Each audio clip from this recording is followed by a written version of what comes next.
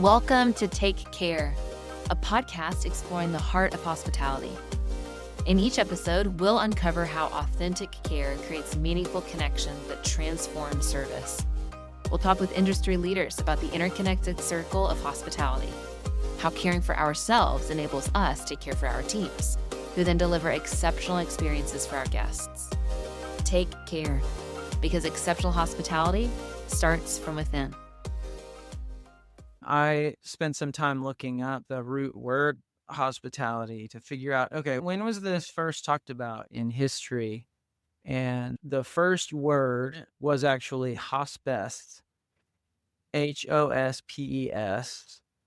And that word meant both guest and host. So it's this idea of you've got someone maybe traveling through your town thousands of years ago, and hospitality was this set of guidelines, rules on how to take care of somebody that was not part of your group, somebody that was traveling through town.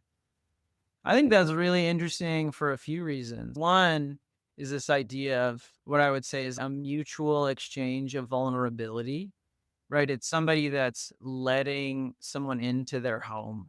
And there's vulnerability on that host person. And then there's vulnerability on the guest too, of stepping foot in someone else's home. And I thought that was very interesting that there was no separation between guest and host. It's that really these are both other. They're different than you. Some of the rules that existed were around how to give that person space to practice their own kind of traditions, whether those are religious or otherwise, but to give somebody that's coming to stay with you space and not forcing anything on them, which I think is just a fascinating concept. And I remember hearing Conrad Hilton say in his book, he talked about this concept of promoting world peace through travel. And I didn't quite understand, right? I was like, oh, okay, if you travel, you get to understand other perspectives and you get to experience other things. But now I think about that as two people that are very different meeting and having this exchange of mutual vulnerability. Of course, that promotes world peace. Of course, that breaks barriers, right? Two people now understanding each other in a very different way than just passing through. When I think about a mutual exchange of vulnerability, I think that really still applies today. Imagine, I'm sure you've probably been at the front desk of a hotel checking in, and the person there maybe has had a rough day and their guard is up.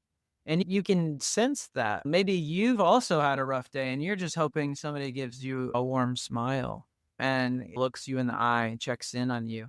Any of these moments that we have where there's an authentic exchange, those mean a lot to us as humans. And that still matters. This exchange of vulnerability still matters today. It is not something that you can force or mandate as a leader. It's very much about, as a team, you've got to find the ability to find that you're confident, comfortable, safe, and then be present with whoever it is that you're interacting with. Another thing I think about is customer service. Sometimes you'll have somebody come up to you, maybe at a hotel, and they're very frustrated. They've got a specific problem. And if you put your guard up, you see that they probably get more frustrated. But if you open up and listen, oftentimes you see that they then relax, right? Once they begin to feel heard and seen, their problem matters to you, the situation can begin to dissolve. You can then creatively come up with something together.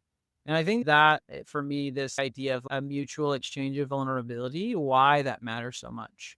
So I found this book called The Origins of Hospitality and Tourism, which is very much like a research type book.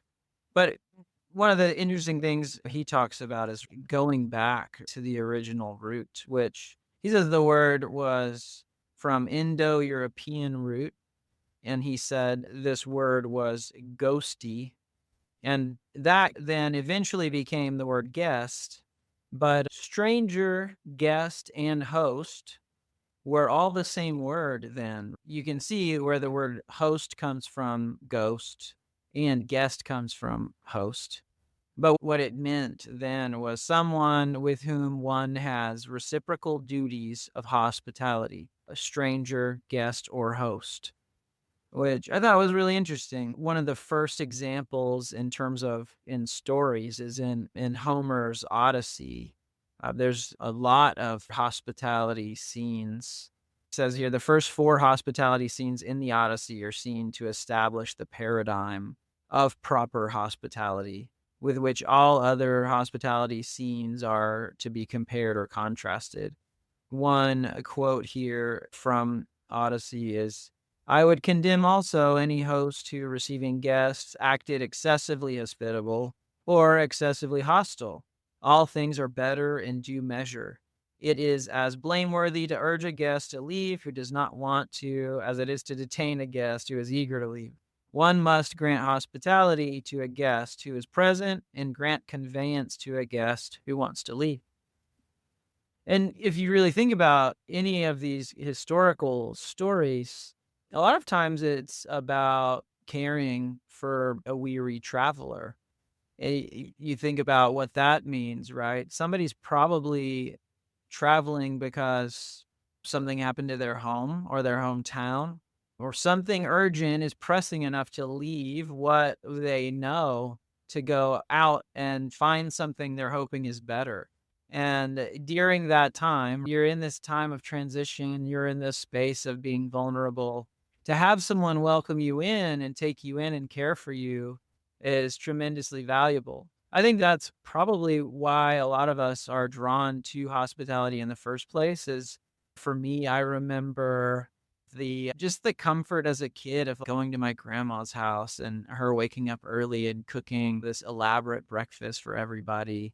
Just how safe I felt, how cared for I felt, smelling the biscuits and gravy and all of that, right? There's something special about feeling safe and feeling cared for. And I think that is what many of us in the hospitality space are trying to recreate those moments for other people. One bad example is the Three Little Pigs, right? You've got a wolf that's outside saying, let me in. And the pigs are saying no, and the wolf blows their house down, right? This is the opposite of a mutual exchange of vulnerability. You've got, if you think about Goldilocks and the Three Bears, Goldilocks goes into their house and is trying out all their stuff, and she's looking for comfort, but it's not mutual, right? And so there's something, I think, a reason why these stories get passed on is they stick out to us. And they're part of helping try to explain the social norm and the value of being invited in and being cared for and not trying to just do it yourself. And then one good example was Snow White and how Snow White is running away and dealing with this person that's trying to harm her, and how she's taken in by people that are very different than her, the dwarves, and they're taking care of her and helping her, and she's also taking care of them. There's this mutual exchange there of a very special dynamic. She's totally different than them, and in them caring for her, they also then find they've found a new level of joy, I would say. I think that one is a great example, though, of this idea that we're talking about.